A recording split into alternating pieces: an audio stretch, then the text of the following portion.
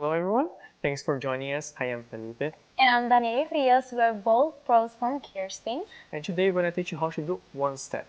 For a full course of the Killerspin Skill Academy, go to killerspin.com and you can find all the information there.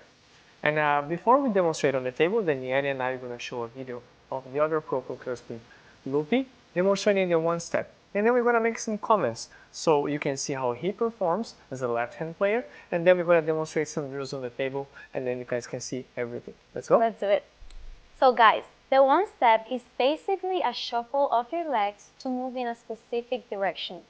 Both feet move about an equal distance. That's perfect. Notice how Lupe always, he finishes shots transferring his weight and then immediately he shuffles and he lands in a position to perform his next forehand loop.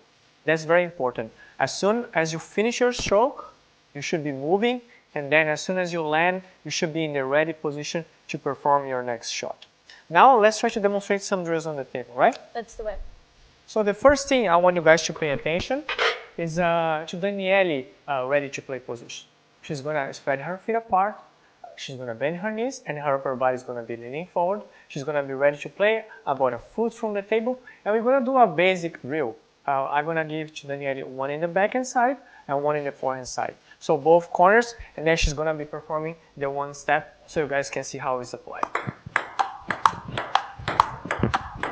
Notice that Daniely, she's always light on her feet.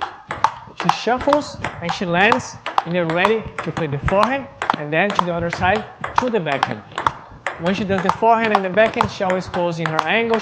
She's keeping her balance so she can keep the ball low and in a good pace to practice the drill.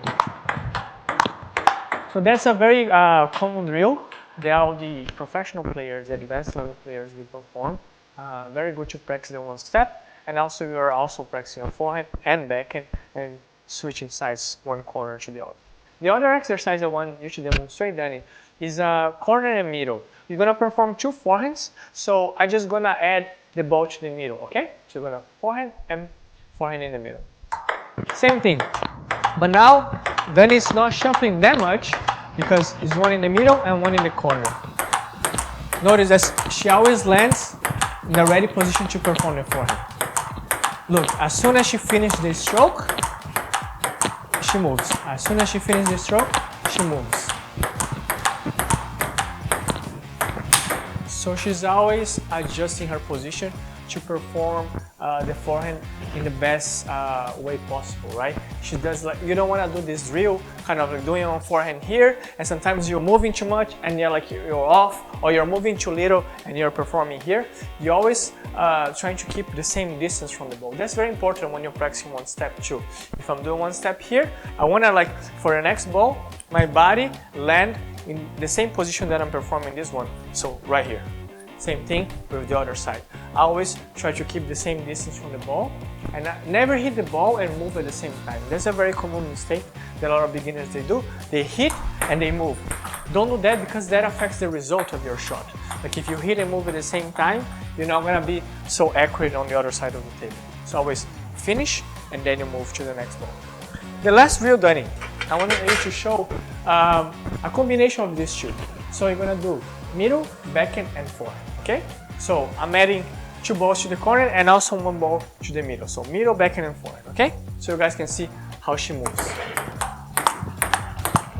Notice that the distance is the same from the table. She's always taking the ball at the same timing. That's very important too. Always, she's low on the table so she can keep her balance and always prepare for the next shot. So these are some basic drills that you can practice with your partner. If your partner has good block, has good defense, he can give those blocks to you and you can perform all those drills. I would say start very slow, so you can do as many balls as possible, so you can always be doing a lot of this one step and always switching your strokes backhand and forehand. But if you don't have a partner, Daniely said that you can also practice like by yourself, right? Yes, so today we're teaching one step, so if you're having problems to find someone to practice, or you want to practice also alone, you can do it on yourself. You don't need someone to practice one step. there's a lot of exercise that you can practice your footwork. And as I always said before, having a good footwork is gonna help you to develop your game in a better way. And you're gonna, it's gonna be easier for you to reach some balls that sometimes comes too deep. So I think that's why it's so important to practice your one step and also to practice your footwork in many different ways. That's very important. The one step is the main important one because the one you're gonna be using all the time. Like Daniely and I were playing always like using sideways. Sometimes you move like forward and back, but often it's always sideways. And as she said, like, you can practice in front of the mirror if you don't have a partner, especially because you're gonna need a partner that can actually like block the ball very well for you.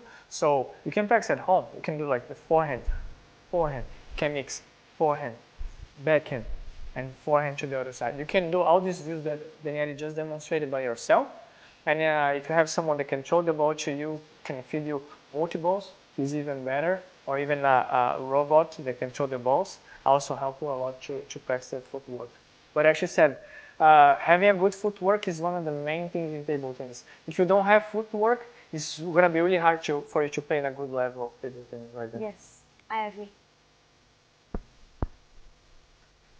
Well, thank you so much, Guy, for joining us today. If you want more information about Killerspin Skill Academy, go to killerspin.com to find more information.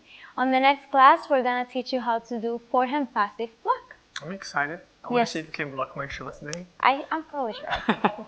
Thank you guys. Thank you so much for watching. I'll see you guys next time. See you. Bye-bye.